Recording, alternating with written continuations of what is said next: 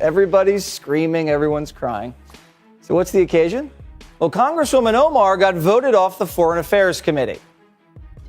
The question is on adoption of the resolution. Those in favor say aye. Aye. Those in favor say no. No.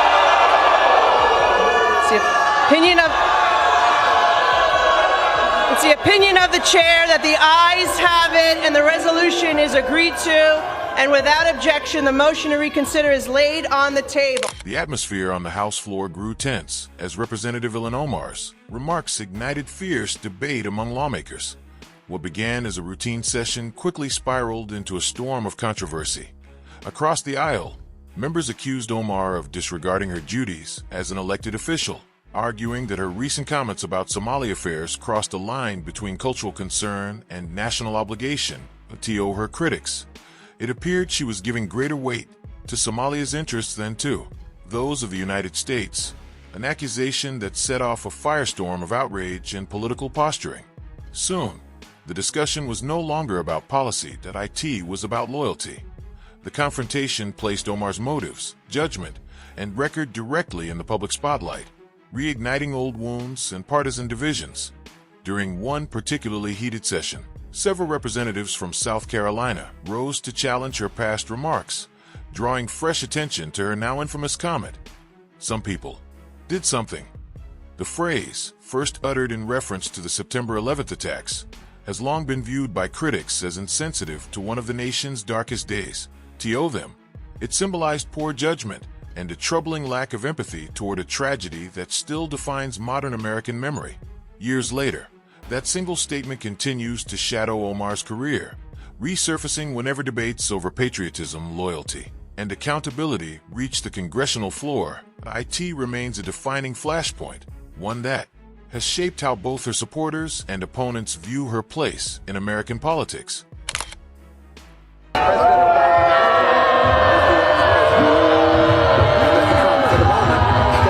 McCarthy yanked Omar off Foreign Affairs to pay back Pelosi for yanking his people off committees.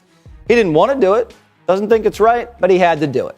You can't let Democrats boot your boys off committees and turn the other cheek. What's good for the goose? Tensions inside the chamber erupted when Representatives Marjorie Taylor Greene and Chip Roy took the floor, igniting one of the most explosive confrontations Congress has seen in recent memory. Their words were charged with fury, their tone unflinching, their message impossible to ignore. This was no longer a policy dispute. It was a reckoning. Greene and Roy accused Representative Ilhan Omar of crossing a line that no elected official should ever cross. They didn't just challenge her opinions. They cast her as a threat to the nation's moral foundation, a symbol of what happens when allegiance and accountability blur inside the halls of power. With emotion cutting through every word, both lawmakers urged Congress to act, not to debate, but to decide, not to criticize, but to hold accountable. Their speeches echoed through the chamber, each sentence heavier than the last, as lawmakers and staffers sat frozen, aware that they were witnessing something far beyond partisan theater. Then came the moment that shifted the entire debate. Representative Greene formally introduced a resolution to censure Ilhan Omar. It was not a mere political document. It was an indictment, a declaration that Omar had, in Greene's words, breached the trust of her office and failed to uphold the oath she swore when she became an American citizen. The resolution invoked her naturalization pledge, the solemn vow to renounce all allegiance to foreign powers, framing her recent statements as inconsistent with the duties of a U.S. representative. And then, Greene reached back to history. Holding up a copy of George Washington's farewell address, she read aloud the first president's warning against foreign influence and false patriotism. The chamber fell silent. For a moment, it wasn't just about Ilhan Omar. It was about the meaning of loyalty, the weight of duty, and the question that has haunted every generation of lawmakers. Where does patriotism end and politics begin? consistency. There is nothing consistent with the Republican Party's continued attack except for the racism and incitement of violence against women of color in this body. I had a member of the Republican caucus threaten my life, and you all and the Republican caucus rewarded him with one of the most prestigious committee assignments in this Congress. This is about targeting women of color in the United States of America. Don't tell me, because I didn't get a single apology when my life was threatened. Thank you. The newly introduced resolution centered on remarks Representative Ilhan Omar made in Minneapolis in January 2024, words that would soon ignite one of Washington's fiercest political fires. During that appearance, Omar reportedly told members of the Somali American community that U.S. policies would always align with their interests. Some. It was a moment of reassurance, a local representative speaking to her community. Others. It was a dangerous signal, a statement that blurred the line between representation and allegiance. Within hours, the controversy swept through the Capitol. Representative Marjorie Taylor Greene seized on Omar's words as evidence of something far deeper. She argued that the statement exposed a pattern of misplaced loyalty, claiming that Omar's actions and rhetoric placed Somalia's interests above America's. From the floor of the House, Greene delivered a blistering speech, not merely critical, but accusatory, suggesting that Omar had used her elected position to shape U.S. policy in favor of a foreign nation. The charge split Congress down the middle. Supporters called it a defense of national integrity. Critics condemned it as political persecution. What began as a clash of opinions had become a battle over the meaning of loyalty itself.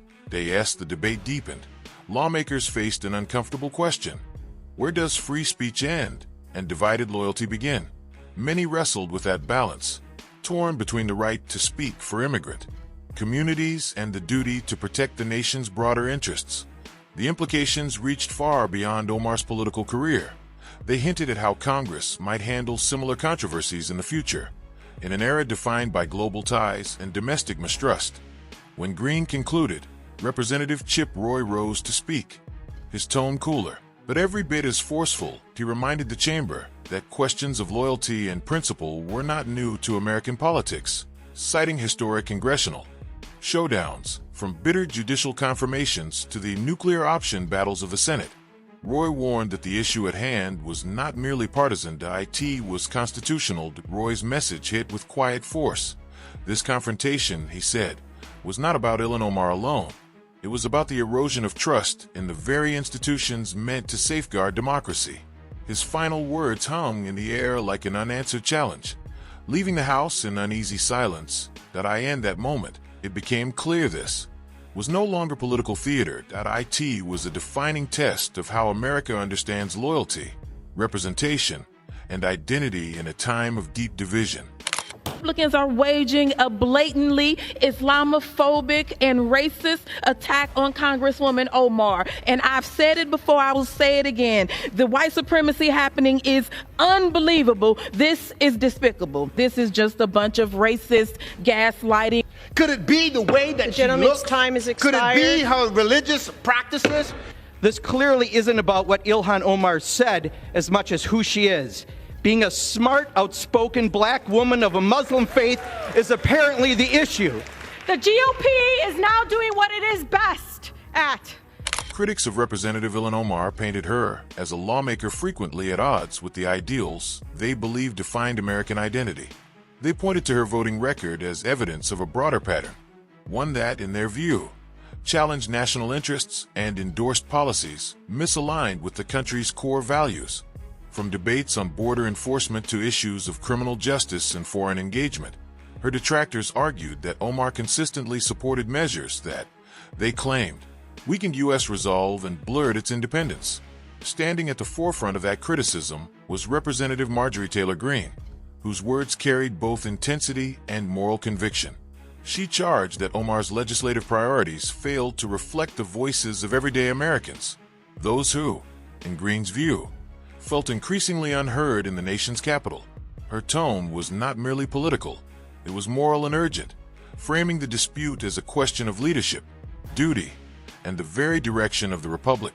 As the debate deepened, it became clear that this confrontation had moved beyond the specifics of a single resolution or representative.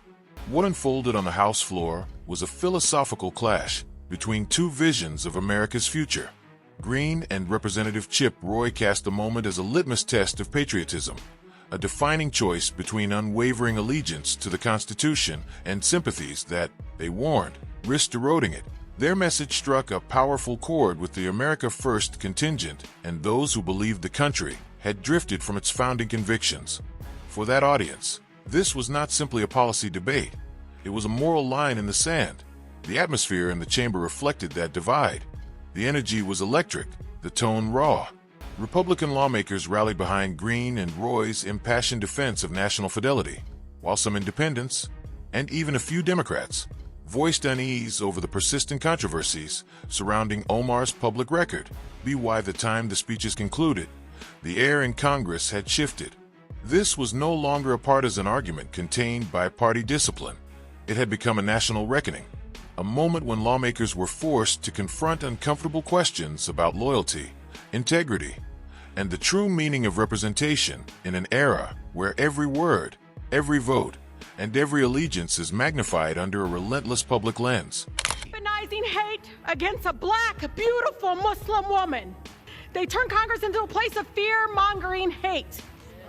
It is so painful to watch who you all are, really. The gentlewoman's time has expired. Omar will not be silenced. The gentlewoman's time has expired. Congressman Omar, I am so sorry, has expired. That our country is failing you today through this chamber. You belong. The gentlewoman is no longer. Well, I am Muslim. Beyond the walls of Congress, the fallout from the controversy has begun reshaping Representative Ilhan Omar's political landscape. Reports from her home district suggest a noticeable shift in sentiment, a quiet but growing sense of doubt among constituents who once stood firmly behind her. What began as a partisan clash in Washington has evolved into a full-scale reckoning back home, where questions of trust, loyalty, and representation now dominate local conversations. Observers across the political spectrum agree. This may be the most defining and dangerous chapter of Omar's career. The fiery exchange with Representatives Marjorie Taylor Greene and Chip Roy did more than capture national attention.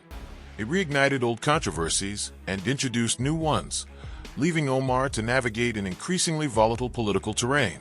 Analysts warn that the highly publicized confrontation may have swayed undecided voters, forcing even longtime supporters to reevaluate her record and her direction as a leader. Under mounting scrutiny, Omar faces a dual battle to protect her reputation and to preserve her seat in Congress. Yet the conflict now extends far beyond one lawmaker or one district. Greene and Roy's addresses transformed the debate into something larger and symbolic, a sweeping examination of American values, public trust, and the moral obligations of elected officials. Their message resonated deeply among conservatives who viewed the moment not merely as political theater, but as a rallying cry for accountability and a reaffirmation of what they consider the nation's founding ideals. For many, this confrontation marked the opening act of a new political era, one driven by sharper lines, stronger convictions, and a willingness to confront what previous generations might have avoided. Whether Ilhan Omar endures the storm or is overtaken by it, one reality remains unmistakable. This episode has drawn a defining line in modern American politics, a test of loyalty, integrity, and the ever-evolving question of what it truly means to serve America first. I am an immigrant, and interestingly, from Africa. Is anyone surprised that I am being targeted? Is anyone surprised that I am somehow deemed unworthy to speak about American foreign policy? Or that they see me as a powerful voice that needs to be silenced? Omar is not just a congresswoman. She tells us she is a global citizen, and people around the world celebrate her accomplishments. In the final section of the resolution, lawmakers delivered their most serious accusations, yet against Representative Ilhan Omar. Drawing directly from her own public remarks, the document alleged that she had used her position in Congress to advance the interests of Somalia, creating what they described as a clear conflict of national interest. It was a charge unlike any in recent memory, one that framed Omar's conduct as not merely controversial, but potentially incompatible with her oath of office, The resolution's conclusion was stark and uncompromising. Representative Ilhan Omar of Minnesota shall be formally censured. The IT called for the Congresswoman to stand before the full House and hear the censure resolution read aloud by the Speaker, a ritual reserved for the gravest breaches of congressional decorum. The act itself, public and unflinching, was designed to underscore the seriousness of the rebuke and to reaffirm the House's claim to moral authority.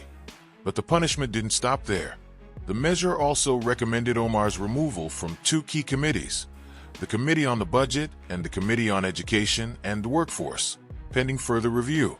Supporters argued that such action was essential to protect the credibility of the institution, while critics warned it could erode free expression and weaponize discipline against dissenting voices. As lawmakers gathered and the Speaker prepared to read the resolution aloud, the chamber fell into uneasy silence. It was a moment charged with history, a crossroads between principle and politics, symbolism and power.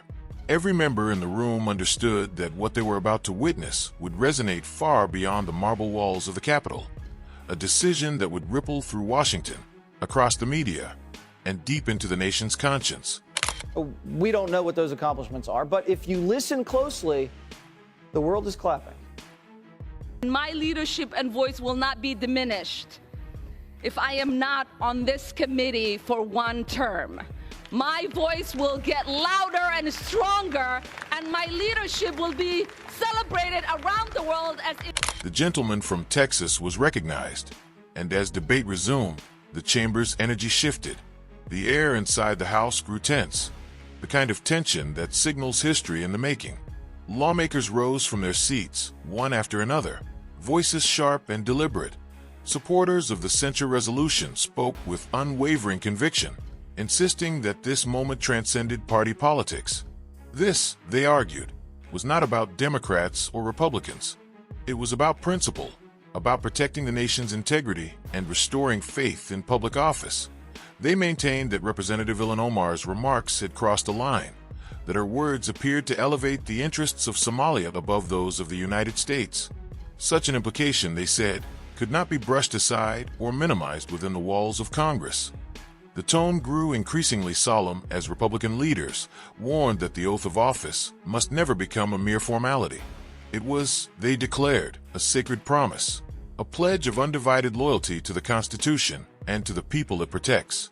Anything less, they cautioned, would erode public trust and blur the moral boundaries that define governance itself. Then came Representative Marjorie Taylor Greene, stepping to the microphone with her trademark intensity. Her voice cut through the noise of the chamber as she delivered a message meant to resonate far beyond Capitol Hill. Divided loyalties cannot coexist with American leadership. Every member of Congress, she said, regardless of background, must place the nation's interests above all others. Greene drew a direct line between Omar's past statements and her voting record, framing them as evidence of misplaced priorities and raising fresh concerns about national security and public trust. Her words were measured for impact, crafted not only for her colleagues, but for a watching nation. Following Greene's fiery address, Representative Chip Roy took the floor. His delivery was calmer, but no less powerful. He invoked history, moments when Congress had been tested before, when lawmakers were forced to choose between political comfort and constitutional conviction. His warning was clear. Each generation must reaffirm what loyalty means, or risk losing the foundation upon which the Republic stands. As the debate stretched on, it became clear that this was no ordinary session. Beneath the heated exchanges lay a deeper struggle, a clash between interpretation and intent, between freedom of speech and fidelity to duty. The chamber, charged with emotion and anticipation, was now poised for one of the most consequential votes in modern congressional